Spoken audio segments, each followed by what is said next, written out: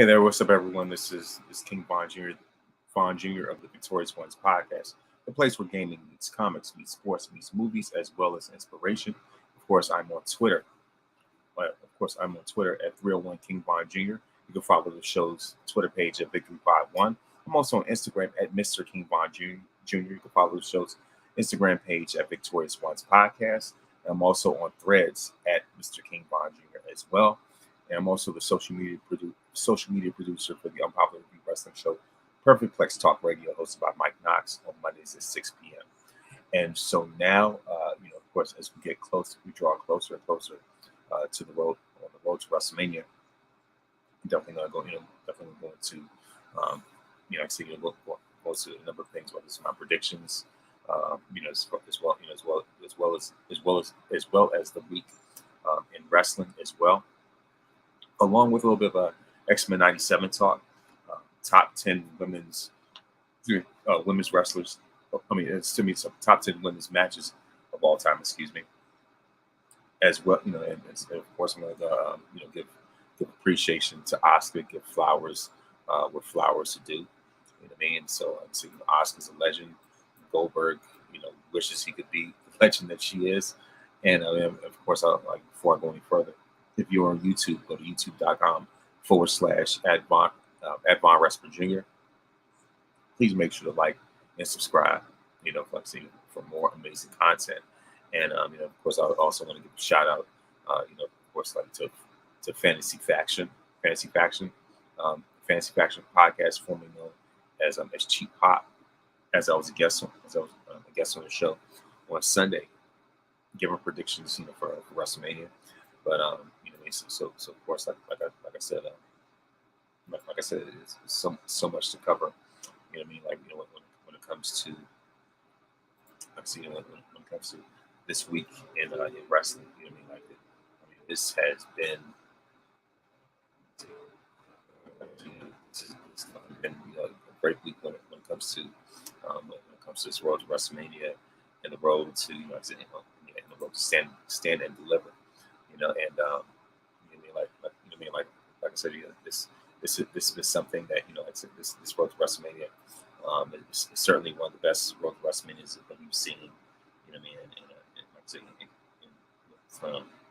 that we've seen, and that we've seen in probably quite some time. And so, so as far as that, like I said, it's just like I said, it's just so much that we tap into, and so like I said, as far as that, like I said, it's just so much to really get into, like when it comes to some. When it comes to this week, when it comes to this week of wrestling, especially when it comes to the road to WrestleMania, when it comes to SmackDown, they have been delivering and firing all cylinders, all throughout this time. And so of course, without further ado, I'm going to go into the week, like I normally like to do the week in wrestling, starting off with SmackDown on Friday nights. So of course, the first match of the night was Rey Mysterio versus Santos Escobar. The winner of this match via pinfall, Santos Escobar because of interference from Dominic Mysterio himself. And so of course after that, we see Bayley thanking Naomi for having her back last week. Naomi says that Scott feel all the love. Bayley didn't want Naomi to be dragged. Didn't want Naomi to be dragged in the middle of this. And so of course Bianca Belair is not convinced. She's not buying it. That because she feels that Bayley's karma is catching up to her, like Bayley's reaping what she sows, right? And so she's saying that maybe Bayley's gonna realize that actually have consequences, and so Bayley and Bianca will continue to fight with each other about that. And so of course Naomi just wants to have a conversation with Bianca on the side, and even though Bianca's feelings are very valid, but the thing is, there's nothing that Naomi can really do about it because she wasn't around at the time that at the time that the damage control started. At the time that Bayley had created all this chaos, and so now it's just like that now all this it's coming back, on Bailey's head at this point. Um, so, so as far as that, as of right now, damage control has the numbers advantage in this. But the thing is, like, the thing about it is that Bailey can't do anything by herself, and neither could Bianca. Then after that, we see a thing yet for Braun Breaker, who's of course he's officially signed SmackDown. So after that, so of course after that, the second match that we have is Austin Theory and Grayson Waller versus the Good Brothers with Mia Yim in a six pack challenge qualifying match. And the winners of this match by pinfall, Austin Theory and Grayson Waller. And then of course we get a video recap of Roman Reigns' appearance on the Pat McAfee show. Third match of the night is Io Sky with Damage Control versus Naomi. And of course the winner via pinfall is none other than Io Sky. And then of course we know the vignette, seeing a vignette or commercial, rather seeing a vignette with Jay Cargill.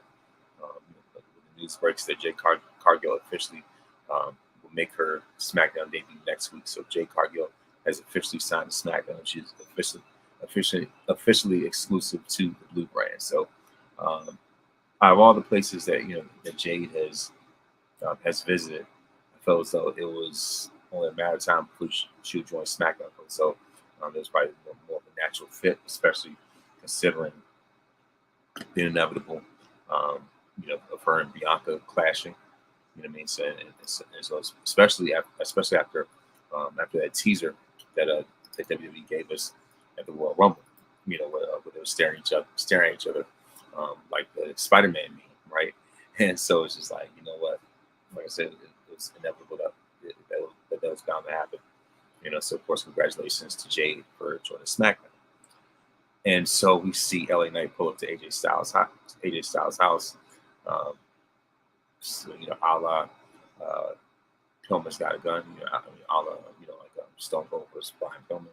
Only difference is that there was no 9mm involved at all, no firearms involved during this segment. Of course, thankfully, but yeah, just like with the footage, it looked like an episode of Cops, right? Like I said, pretty sure that LA Knight definitely ripped this page out of Stone Cold's book when it came to the Austin Pillman feud. And it's like it just had that written all over.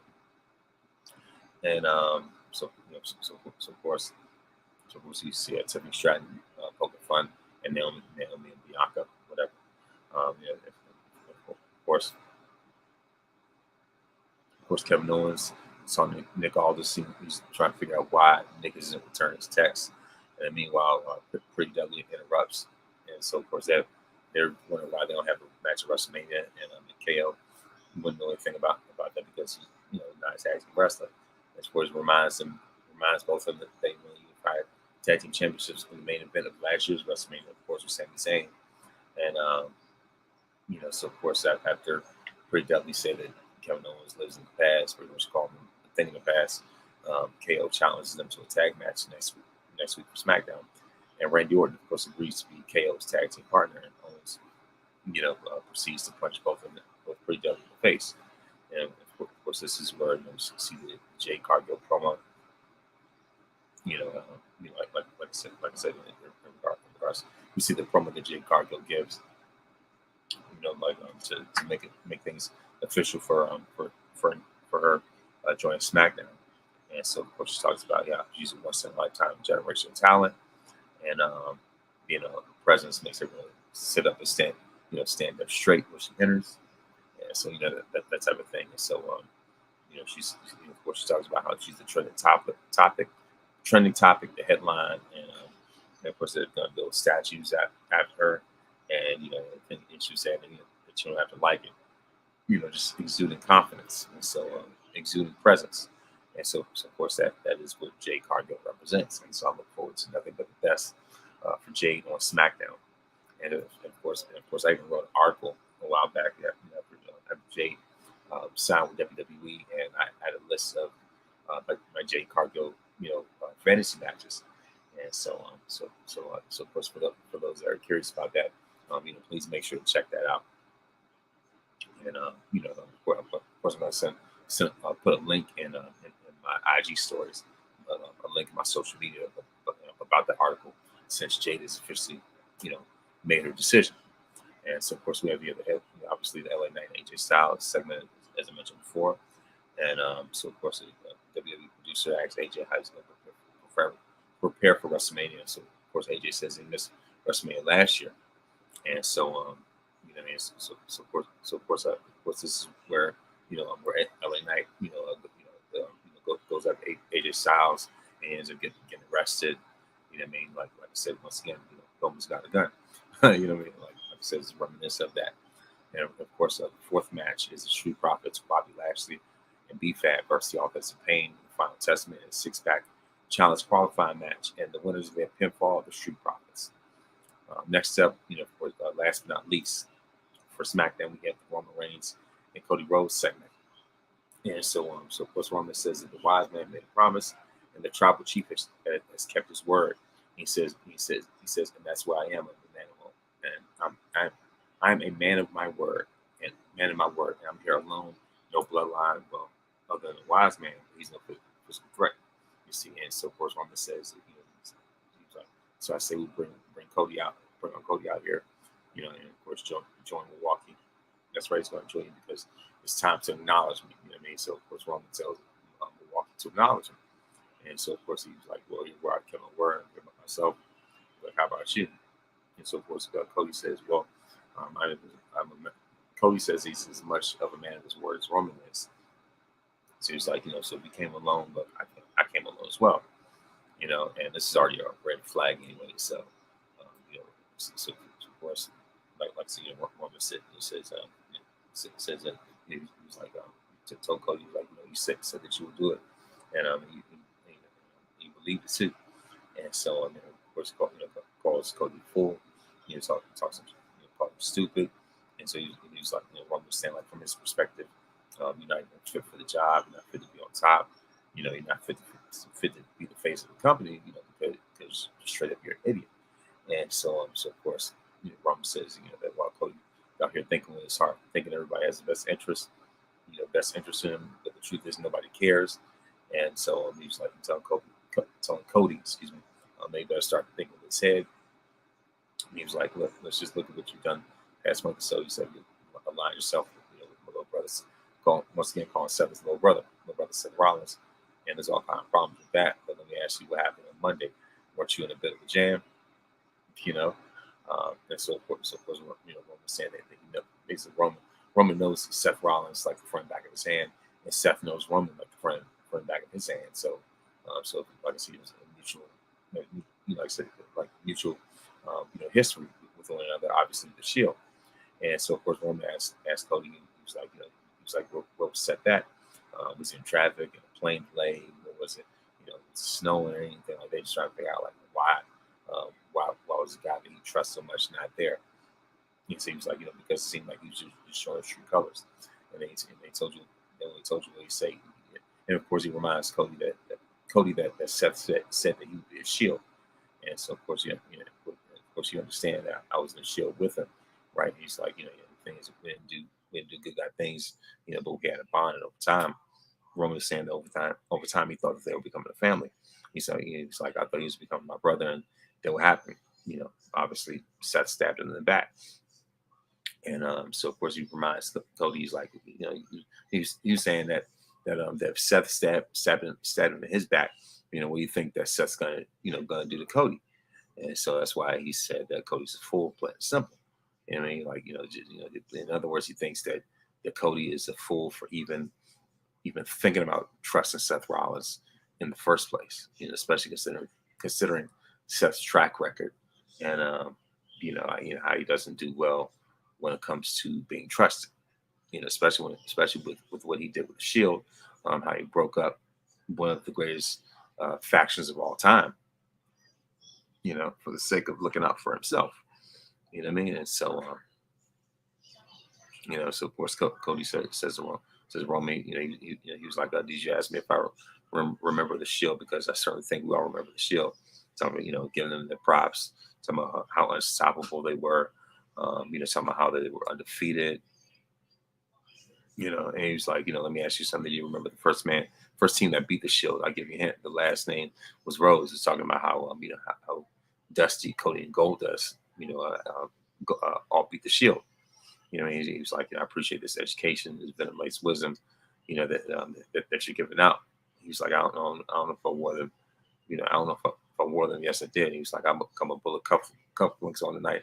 So I'm certainly not unfamiliar with, with factions, betrayal, all the stuff that, while I was off doing something, talking about, things that was going on, like, when he was out, I guess, like, pretty much in New Japan, AEW, outside WWE. He was like, this isn't a faction that, that you're talking about. He said the bloodline is not a faction, it's a family above all. Of course, just typical Cody fashion, in terms of, just giving people their roses and things like that. And so, of course, by the way, thank you very much for those that are watching by way of Twitter. I don't call it Twitter. I mean, I don't call it X. I call it Twitter. But yeah, what I mean, like I said, this is just like I said, I'm just giving an overview, a rundown of what happened on SmackDown. And so of course, as far as that, like I said, Cody, like doesn't consider the bloodline a faction, considers it more than that. It's more of a family, which it really is. And so he was at, so of course he was at asking Roman the question. He was like, do you think I can't trust Seth Rollins? And so he's like, Seth Rollins, he's like, Seth Rollins might hate my guts. And he was like, I don't think you expect that, but he's like, he might be right. He might hate my guts. But I do know one thing. He's like, I do know one thing, is that Seth hates you even more. He's Cody talking to Roman. And so of course, Cody, trying to one up Roman at every turn. He's like, I see a situation. I'll raise you another one. He's asking a question. He was like, can I trust Seth Rollins? And he's like, Roman, can you trust your partner at WrestleMania? He's talking about The Rock. He's asking Roman if he can trust The Rock. And man, he was just saying that, pretty much everybody's slightly confused about this. And so he's like, in the Pantheon, that's the bloodline. Yeah, he has Roman, who's really in charge. Is it the tribal chief or is the final boss? So now Cody, like now Cody's trying to turn the tables on Roman's situation. He's like, who's really running the bloodline? Who's really the one who is at the head of the table? Who's the real leader, the tribal chief, or the final boss, the great one himself, The Rock? And so, of course, Roman is saying, that was old. He was like, didn't you just say that to him? But the other way around, he's like, Roman's like, it's like, is that the best that you have? Is that all you have? Is that the only comeback that you really have? And so he's like, this is what I'm talking about here. Spoken and spun, like a true politician. I think a lot of people are starting to see through Cody, especially online. It just comes off very politician-like. Just the way just the way he carries himself, the way he talks, it feels very campaignish, as I said before. That that's just me. It's of course, Roman was like, I mean, like he was like, what are we doing out here? Are we running for governor? He's like, anybody got a kid that needs to be kissed? Like typical politician type of things. He's asking Cody if he wanted an autograph, and so he said because he was saying because Cody will pull your kid out and make a part of his entrance because he loves you. He's like, that's all you do, promise that, but you don't even deliver. You don't ever keep these promises. So Cody thought that he was trying to outsmart Roman, but Roman had another card in his hand, another ace up his sleeve. He's talking about how Cody like just talks about making promises and how much he loves the fans, and but at the same time, when things matter the most, he doesn't deliver.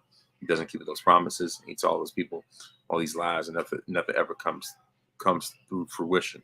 And so, and he was like, you want to know why? Because you're number two. But he's like, hey, I mean, I respect you. You all would be lucky to be in number two, but you're not even close. This is the greatest number two of all time, but that's all you ever be, number two, because I'm number one forever. I was like, man, like I said, the thing about it is that, like I said, Roman's already cemented himself as a bona fide legend and all-time great. And so it's just like, Cody hasn't even sniffed the surface of that, no matter how many titles he won in Japan or in AEW and things like that. It's just like, they're not even the same category, to be honest. And so of course, Cody makes his comeback. He was like, let's get real. He grew up in this industry, same as I did. He was probably a little kid, looking in the mirror, wanting to be the next face of a generation. Think a superstar to come along, biggest pro wrestling star. Talking about Bruno, talking about Flair, Hogan, Rock. Aforementioned Rock. Austin, John Cena. He's like, yeah, I can see it to the idea that a generation that follows us, our kids will probably grow, want to be the next Roman Reigns. And he's like, that's your destiny. If I feel that you're unfamiliar with mine. And Cody's like, I'm the greatest number two. The greatest number two. Well, when it comes to WrestleMania, when it comes to who defeats you for this championship that you felt for all this time, I'm not number two. I'm the one. And he was like, good luck at WrestleMania. Cody extended, then he goes and extends his hand out for a handshake to Roman. Roman drops the mic and just backs away.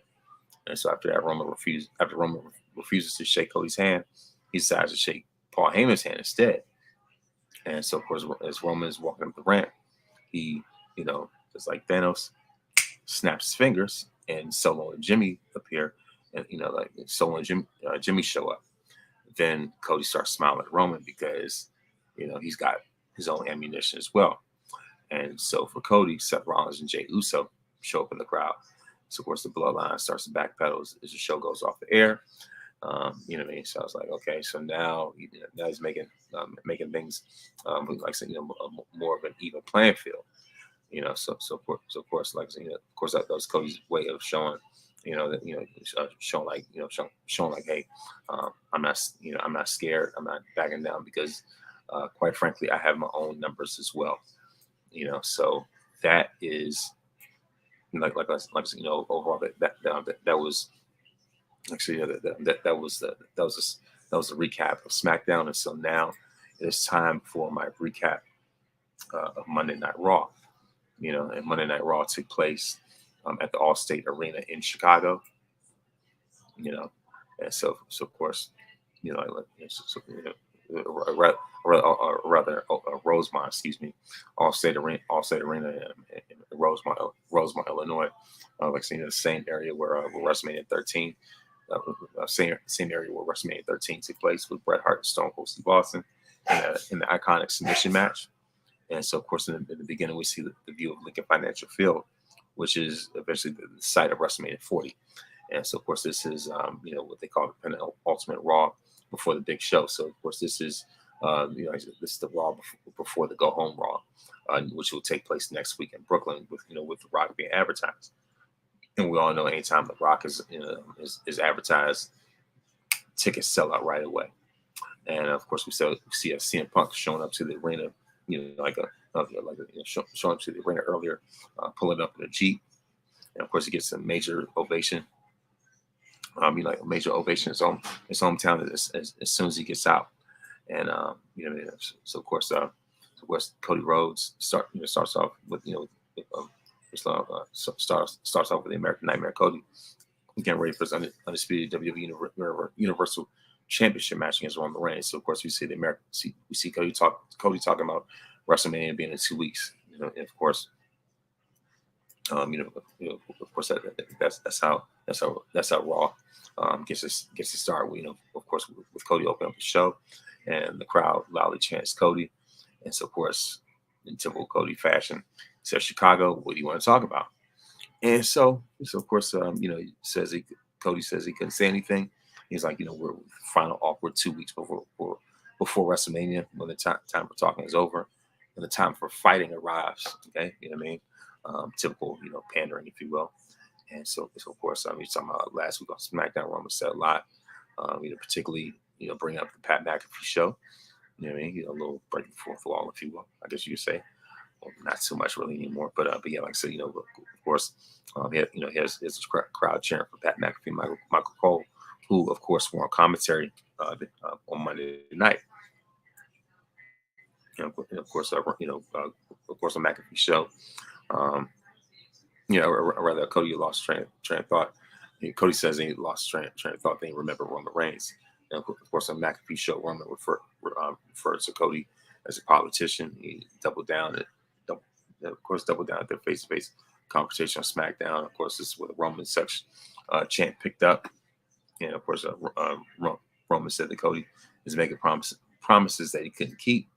and pretty much really the same things that he said to Cody's face on SmackDown. You know what I mean? And so of course, Cody was saying that Chicago more than any other city should know that Cody, should know that when a Rhodes makes a promise, he keeps it, referring to Dusty. Of course, rest in peace. And he's like, there have been some unique, um, ask, unique questions. He was saying like the man held up a sign asking if Rhodes would be his best man. So what Cody says he's doing and paying for the bachelor party. And was another boy wanted him to be there for his birthday, and Cody said he's going. He's bringing kids to WrestleMania, pretty much referring to. I'm pretty sure that was a reference to the wrestling club. Shout out to Victor Perry and the wrestling club in New York. And so, hold on.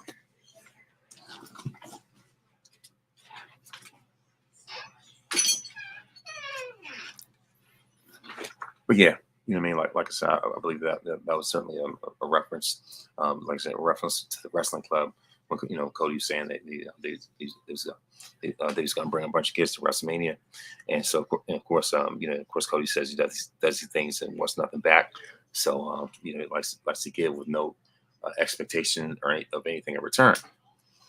And so, so of course, so of course, Cody's saying, that he's genuine man of the people, and as far as that, and so of course so, um, so he understands if Roman hates him, he took away his chance to have, as Cody would say, quote unquote, wank fest with his cousin at WrestleMania. In other words, that the match with The Rock.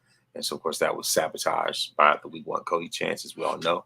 And I mean, and Cody won a Royal Rumble and pointed the sign. And so he was like, if you learn anything from last year, they can't do it alone. So as Rose asked for nothing back, but he's gonna ask.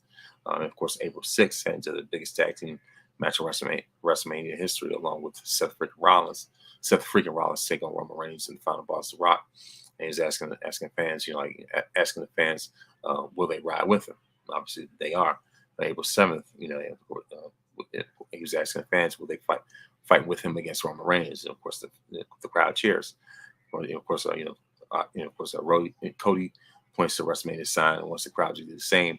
And if you look carefully, Cody gives a nod to the Bullet Club with the way they point at the sign, doing like this. Again, that's a Bullet Club reference. You know what I mean? It's not saying that the Bullet Club's going to show up at WrestleMania. You can forget about that. But yeah, of course pointing at that sign, it means two main events, and then we hear The Rock's music. If you smell The Rock's cooking, of course, the final boss makes his way to the ring to a massive ovation as a heel. But the thing is, The Rock transcends. So it's not like saying, The Rock is someone who transcends the whole face versus heel thing. So it's just like whatever, what I mean? Like no matter what, there are people who are still going to cheer. There are people who are still going to cheer The Rock. Like I said, as far as that, like really no matter what. So of course The Rock, even though The Rock was not scheduled to be on Monday's show. Obviously, he was scheduled to be at the one in Brooklyn, but he was not scheduled for Chicago. And so of course, The Rock takes time to pose to make his signature pose before staring at Cody, and it's one of the longest stare downs I've seen in a long time. Music stopped, and the crowd's just booing, but there's also Rocky chants, and so of course the crowd chants "Holy." It was a lot of beeps, like I said, a lot of beep outs as I was watching. So, of course, Rock just stands there, just taking it all in, soaking it all in. He's staring a hole right through Cody. Cody's staring right back. The crowd then starts chanting, obviously, this awesome chant, and they haven't done anything yet. And then all of a sudden, the CM Punk chant fires up. So Rock slowly approaches Rhodes and holds his hand out before putting his hand behind his back. Rock and Rhodes are now nearly face to face, but of course The Rock says something, but he's not holding the microphone, so we can't even hear it. So Rhodes, looks taken back by what's said. Rock backs up and just leaves the ring to a whole bunch of boos. So he just whispers something in his ear. Nobody knows what it is. And so, of course, after that, the crowd just loudly chants, "Rocky sucks." As the Rock, as Rock goes to the back, and so, of course, after that, Cody just looks confused about what happened. Um, and so, of course, after that, we see Ricochet warming up. Man, he's going to face JD McDonough of the next step of the Judgment Day. And so of course, during a commercial, there's a replay with the Rock surprises. Of course, where he makes surprise appearance. They were surprised Cody and the fans of Chicago with that surprise appearance. And so, of course, the thing is, of course, they all talk about how the Rock said something to Cody, but he wasn't holding the microphone, so nobody knows what it was. And it got to a point where, of course, during the backstage interview, Jackie Redmond, of course, waits for the Rock, and then she asks, what he said to Cody. Rock, turns the question back to her, and she simply says, "Go ask Cody," and just walks off. So we don't even know. At first we didn't even know what was going on with that, and so I know this. Something that was very, certainly very serious. So I know some of those, like I said, very crucial. And so after that, we see Judgment Day's clubhouse, Rhea Ripley's with Dirty Dominic Mysterio. She knows Dominic Mysterio. She knows Dominic has unfinished business with his dad and with help down SmackDown. But of course, Mysterio had apologized, and of course, Damian Priest tells JD McBobblehead to handle Ricochet, and Finn Balor is happy that Mysterio and McBobblehead have looked like fools against Ricochet. And Damian has a plan for WrestleMania. McBobblehead says he has Ricochet's number. Ripley tells him to win. Of course, Dirty Dom assures that they will. Okay, so we'll see what happens with this next match. And of course, after that, we have Ricochet versus JD McBobblehead, accompanied by Dirty Dom Mysterio, and the winner by pinfall is Ricochet. And of course, after that, CM Punk's walk around with Chicago Cubs WWE Championship belt, and he's going to be out next. And of course, we see the trailer for the Bray Wyatt, the Bray Wyatt documentary, which is going to debut next Monday on Peacock. And so, of course, they're also in the arena lit up with fireflies. Rest in peace to Bray Wyatt. And of course, we see Jey Uso walking backstage. He's going to face Shinsuke Nakamura. And of course, this is the 11th straight TV sellout for WWE. Of course, we see CM Punk is back in Chicago, and of course we see CM Punk with his right arm, locked in with a heavy brace, for his surgically prepared tricep, and of course he has a massive reception, massive ovation, and as he gets to the ring, there's a huge CM Punk chant. And of course, he says he has a lot of things he wants to say and a lot of business to get to, but he's like, it's good to be live in Chicago on a Monday night.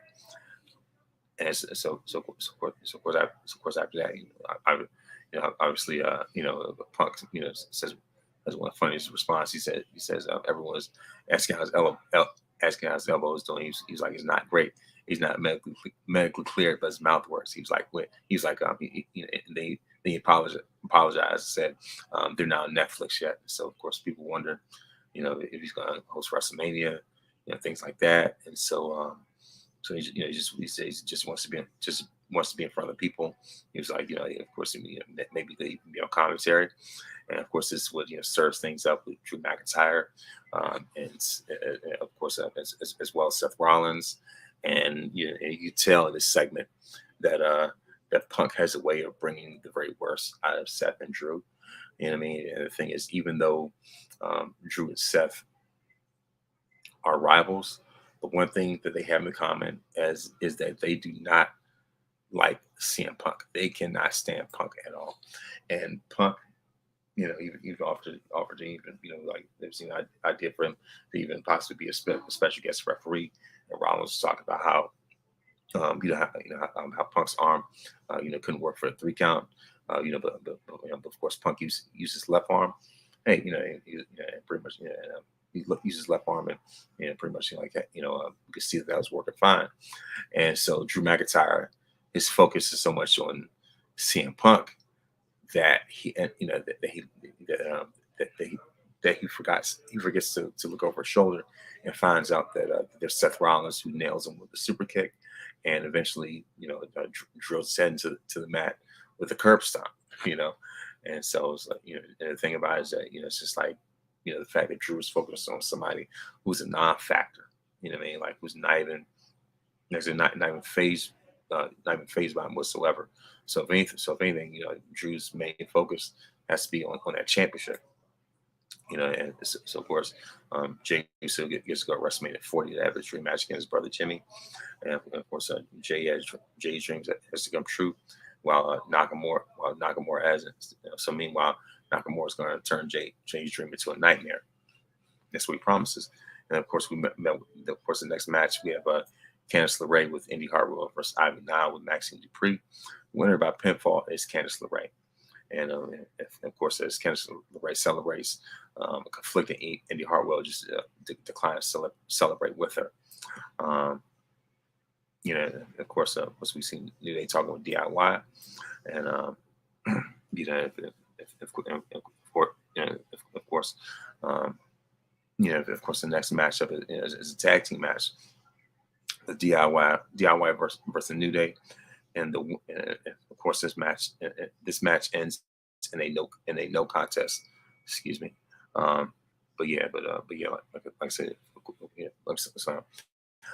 and as a matter of fact,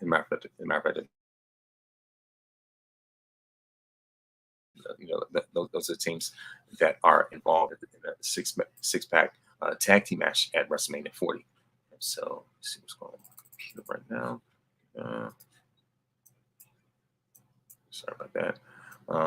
But yeah, you know what I mean. So as far as that, like I said, like I said, this world's WrestleMania when it comes to tag teams.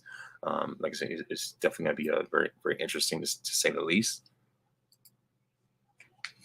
Sorry about that. And I hope I'm not getting long-winded with this Monday Night Raw thing. So anyway, I don't know why this did not want me to be great. But anyway, so of course we see that Andrade is going to battle Giovanni Vinci of Imperium next, and so of course Andrade was supposed to face Ivar, but Ivar was not medically clear before the show had started. So of course instead we have Andrade versus Vinci, and winner by pinfall Andrade, and of course after that. Rhea Ripley addresses WrestleMania 40, and this is, of course, this where her and Becky go face to face, and so, of course, this is where things really get heated, as Becky brings up, as Rhea brings up Becky's family, and so of course this will really set Becky off. And of course, you have Dominic Mysterio, being an instigator, and of course, he's the one who ends up eating that, ends up eating that punch from Becky. And so of course, after that, we have a Big Bronson Reed versus Sami Zayn. You're winning by pinfall, Big Bronson Reed, and so of course, Sami Zayn is just giving into these mind games, giving into these mind games from Gunther. And so of course, after that, we see a main event Jey Uso versus Shinsuke Nakamura. Winner of that match, of course, main event Jey Uso. So of course, after that, we go backstage to see Cody Rhodes brawling with Jimmy Uso. Of course, Rhodes sends Jimmy through a door to the outside of the arena. Solo runs in, but Cody stops him. Then all of a sudden, The Rock attacks Cody from behind. So this is where things really, really, really get heated. The Rock bounces Cody off the table and throws a garbage can at his head. The Rock dumps some tools on him and sends him to a metal barricade. The Rock says, of course, it's The Rock. It's just laying the smackdown on him. He says, let me slow down with this. Getting tongue tied. The Rock says, "Look at you now. Do you think The Rock would let you talk trash?" Rock sends Rhodes out the arena and into the cold Chicago rain. And Rock says he's got Chicago's attention now after they crowded by him saying nothing. So of course, and the thing is, The Rock had this up his sleeve the whole time. You know, the Rock was just waiting for the perfect time to pounce, and this was the perfect time. And so of course, The Rock says that he got Chicago's attention now after they cried about him saying nothing, and then he rips Rhodes' shirt and says Rhodes. And The Rock tells Cody that he's the final boss. And of course, Rock holds Rhodes near a ledge before sending him into a bus. And um, you know, if you know anything about The Rock's history when it comes to ledges, if you know anything about his track record, it's a pretty problematic track record. Because when I think about ledge, I think about when Rock knocked Austin off that bridge and threw the Smoking Skull belt into the ocean. You know what I mean, or rather, he threw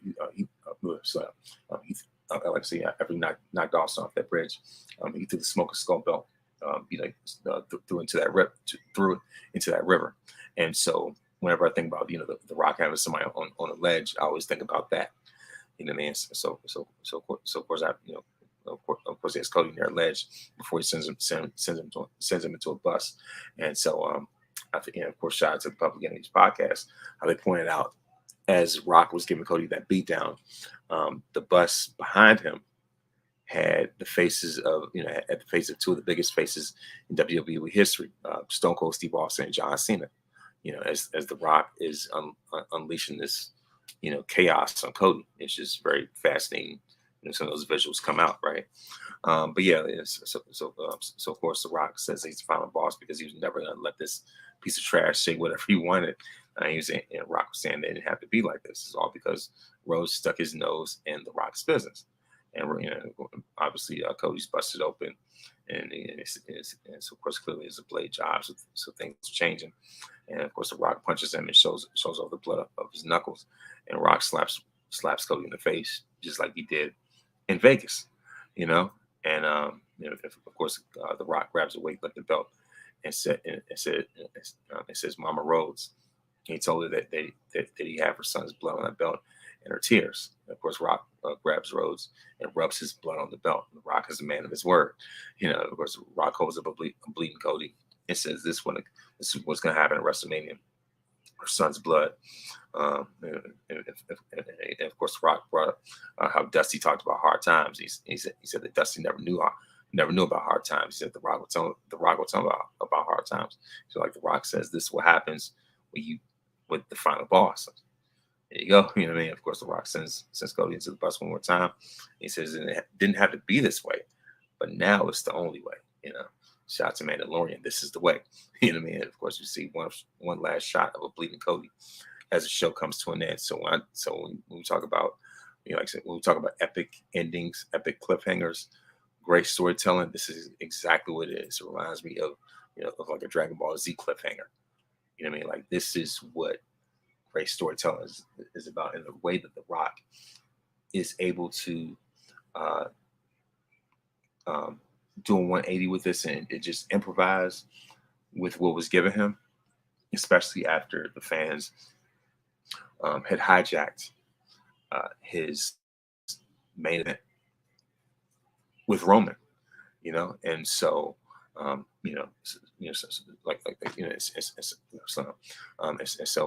so as far as that,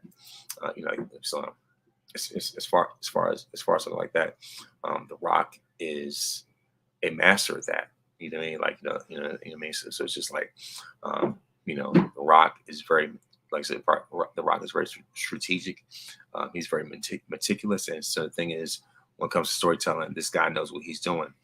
And I will say this: let this further enforce, further remind people of The Rock's greatness.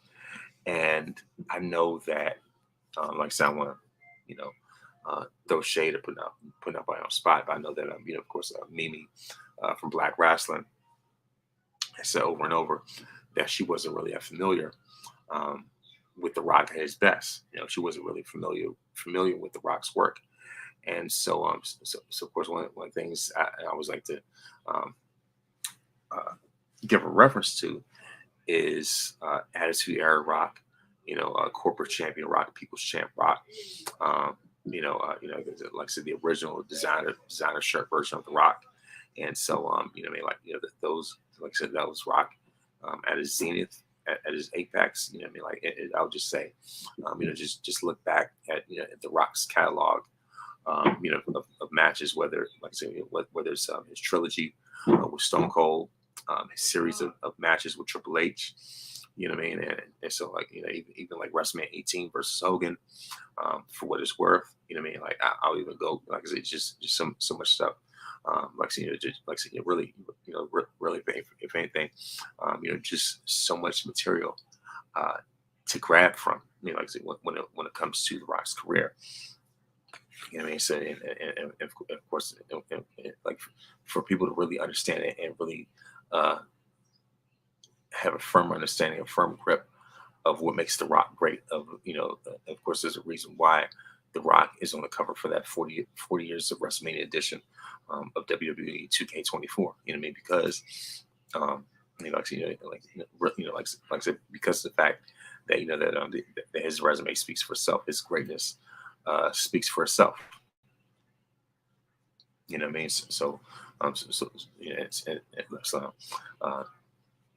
And even though this isn't The Rock in his best years, but at the same time, no matter what, The Rock's presence speaks volumes. It speaks for itself. He is known as the Great One for a reason. He's known as the People's Champion for a reason. If it wasn't for him, Roman wouldn't be, the tribal chief and just like this world-beating champion and legend that he is today. The Rock was the one who originally set that table for him in the first place. So now, last but not least, when it comes to the weekend wrestling, we're gonna move into NXT. And of course, with this, I'm going to do my best to sort of summarize this and wrap this up as much as I can.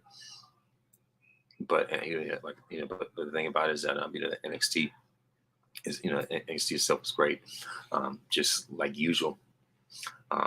NXT was always special, just as usual, week after week, Tuesday after Tuesday.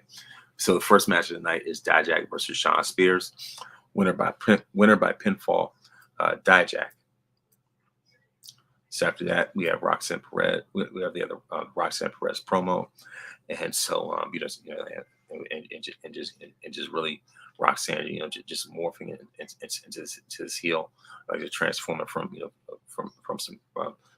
transforming from some gullible little girl, to just like just mean, evil, vindictive, a woman who is unrecognizable from who she was before. And so, and so she's just better about, meeting her heroes, talking about what her heroes got her was nothing. And so, so she's talking about how she's her own hero now. And she's really just taking things into her own hands, and really setting the stage more and more for, during her feud with Lyra Valkyria. Then after that, we see Thea Hale with Chase University versus Jasmine Nix with JC Jane. Winner of this match by submission, Thea Hale. And so, of course, we see the Carmelo Hayes and Trick Williams Prime Target Part 1 video segment. And so I like how they really make this into like a big deal, like this big fight, type of thing when it comes to Stand and Deliver. Like, and Trick was talking about how him and Melo clicked from the beginning and how they built something special. And Trigger Melo game was definitely something special. That was, that was like the highlight of NXT for so long.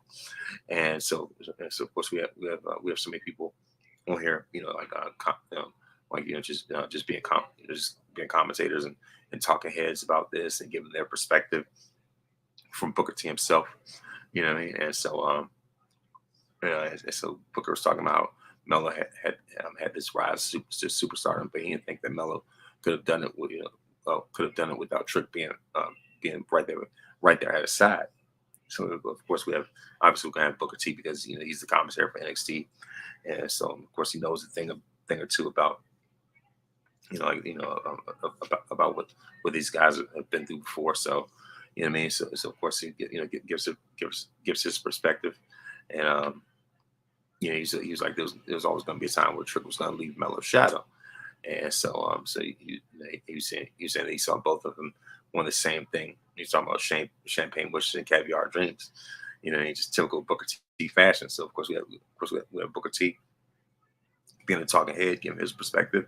Then we have Randy Orton chiming in, CM Punk, like some major, like I said, some major names, some pretty heavy names talking about this. Like I says, as far as that, like I said, whether it's Orton, CM Punk, and they even had Cody himself on there, and so of course, like I said, it was a great video, and it's got me excited for Stand and Deliver. And then next up, we have Lola Vice versus Natalia. We have pop-up appearance for Natty, winner by pinfall, Natalia. And so of course, Joe Gacy gives Sean Spears his steel chair as he was exiting the Performance Center before Spears can grab the chair. Obafemi stops Spears right in his tracks. And of course, we had a Soul Ruka return vignette. And of course, the fourth match is Ilya Dragunov versus Channing Lorenzo. And the winner by pinfall, of course, Ilya Dragunov. And of course, we see the Good Brothers run to the Wolf Dogs, and they want a standard tag team title match, Stand and Deliver. And they said if the Wolf Dogs lose tonight, they'll double their workload and take advantage of the Wolf Dogs. Like a Focus and Braun Breaker says that it won't be a triple threat match, Stand and Deliver. The Good Brothers better do their job next week. So of course we see another Carmelo Hayes and Trick Williams, like I said, stand and deliver vignette. Like I said, once again, we see CM Punk on there chiming in. And then we have a Rich Holland promo where Rich Holland gets to the ring and of course announces that he's stepping away from NXT and just from wrestling indefinitely. Puts the microphone down, he walks away. And I was like, okay, so this is not a kayfabe. This is actual shoot. You know what I mean? I was like, okay, this is him breaking character. I'm pretty sure a lot of people that definitely that were definitely relieved. You know what I mean? Of Rich Holland stepping away. I can't tell you how many people really how many fans and wrestlers themselves got to be excited about that. I hate to say it like that, but it is what it is. Of course, we have a Lyra Valkyria promo. Like I say, we have a Lyra Valkyria promo. Of course, and into her match with Roxanne as Stand and Deliver. The fifth match of the night, we have Josh Briggs versus Duke Hudson, and the winner by pinfall is Josh Briggs. Then of course, then we have Carmelo Hayes and Trick Williams, Prime Target Part 3. This this is the third part of third part of the vignette. This, like I said, once again we have Randy Orton. The same we have Giant Gargano and Tommaso Ciampa, who've been in Trick and Mello's shoes themselves. You know what I mean? So, of course, as a matter of fact, this is the part where they have Cody in there, and of course he gives his prediction, and he's going with Trick. And so of course, as far as that, obviously tonight we see of course next week on NXT, Carmelo Hayes and Trick Williams will have a face-to-face confrontation in the go home show before Stand and Deliver, and we see Metaphor hijacking the production truck, and it's been confirmed that they will officially be the host for Stand and Deliver. And of course, the sixth and final match of the night, we have the Wolf Dogs versus Alpha Academy with Maxine Dupree. Says if the Alpha Academy win, they get a start to the NXT Tag Team title match at NXT Stand and Deliver. So of course, the Wolf Dogs made sure to shut that down as they won by pinfall. And so of course that is Islam. Of course that is your week. That is your week in wrestling. Review. And so So like I said, yeah, that's the wrap up when it comes to the week in wrestling. And so of course before I slightly, of course, also another thing that I want to do is give Oscar her flowers. Like I said, tonight's episode is going to be a bit of a, a bit of appreciation for the Empress of Tomorrow, a Japanese wrestling legend, a women's wrestling legend herself, Asuka. And the reason why I'm doing that is because, is because I appreciate Goldberg's comments about Asuka, saying some girl uh, broke my undefeated streak, whatever, stuff like that. Especially with Asuka's NXT winning streak. And I'm like, this dude has been under rock this whole time. That he never knew that Asuka, was winning like that just in NXT. And I was like, okay, you know what? As a matter of fact, this guy is a clown. This guy is silly. So it's just like, you know what? Once again, let me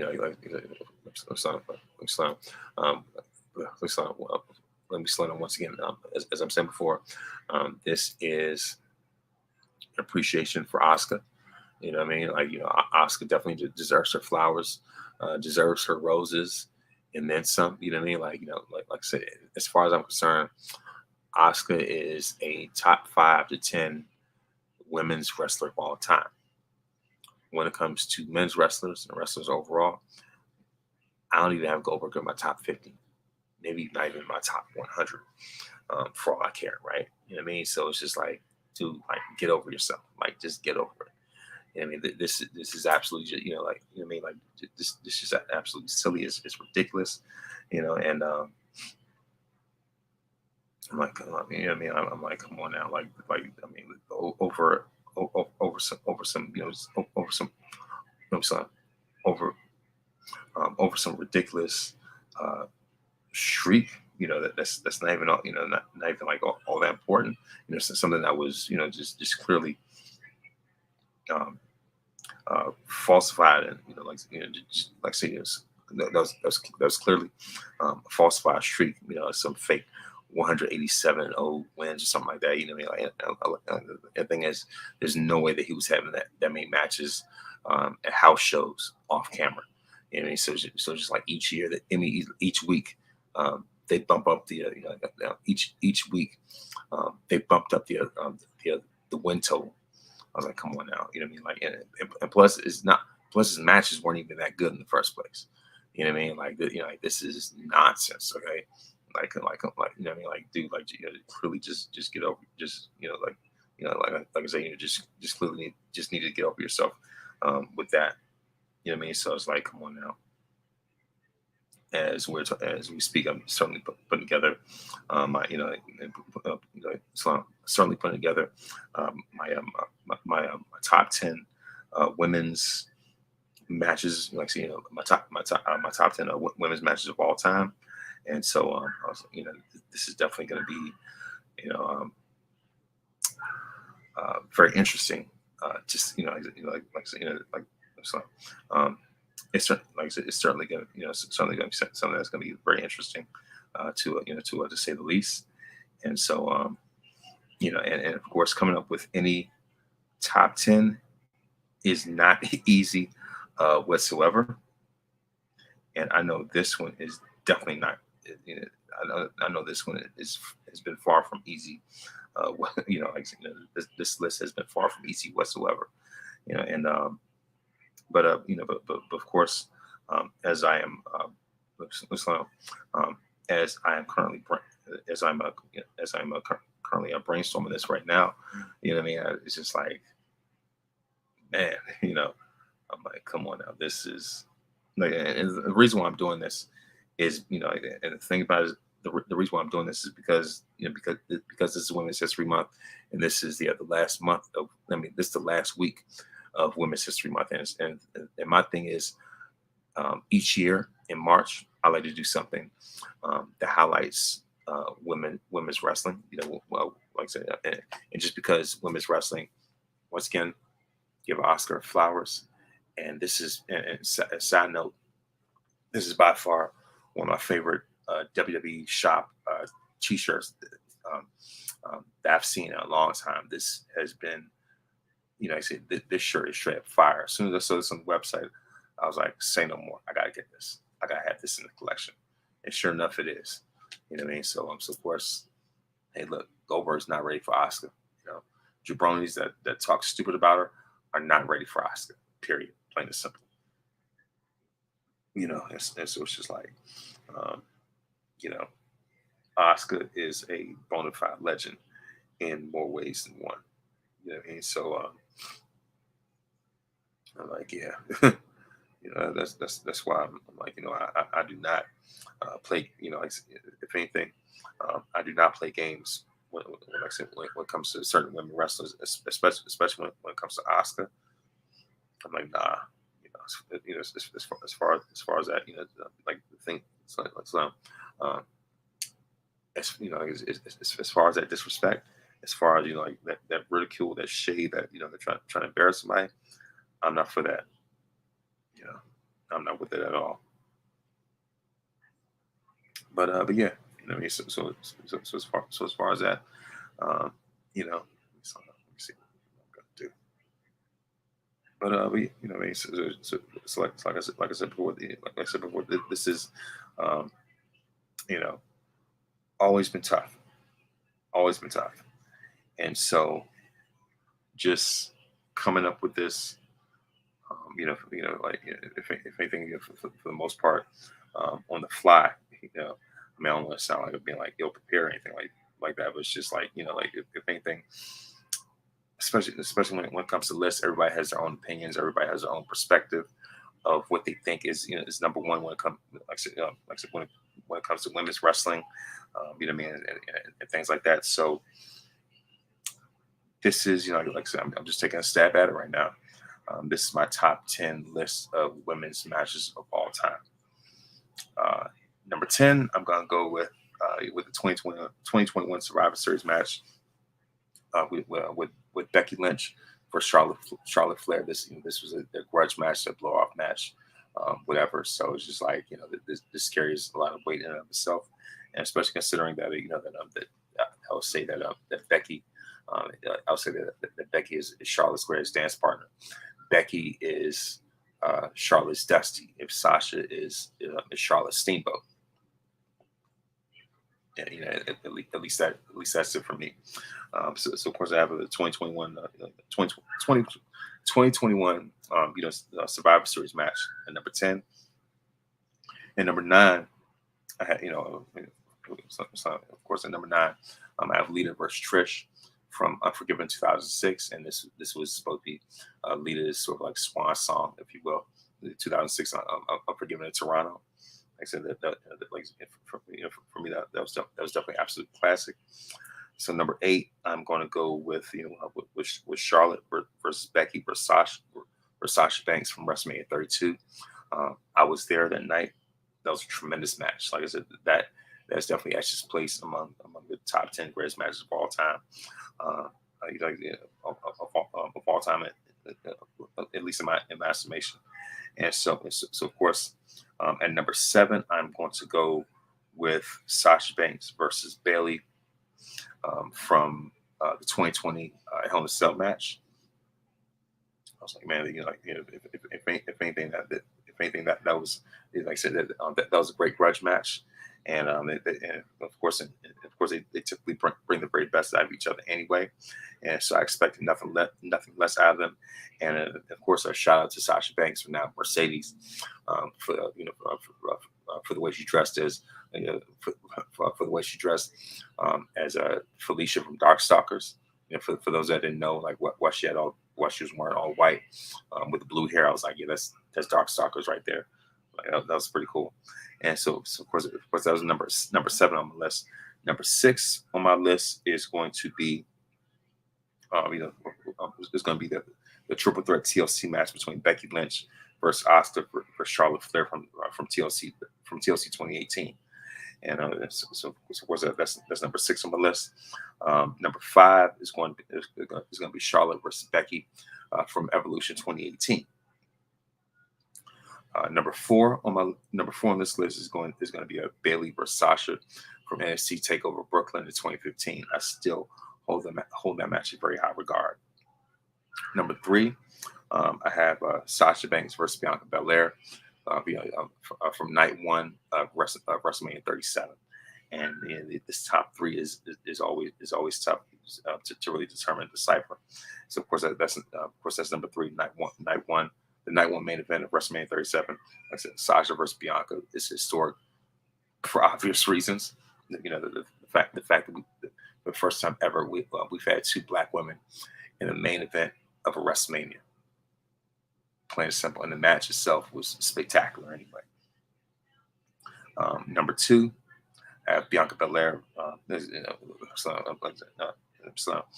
number two, I have Bianca Belair versus Becky Lynch from WrestleMania 38, and this was Bianca's revenge. So that's why I have it there. And number one, matter of fact, I can even switch one and two.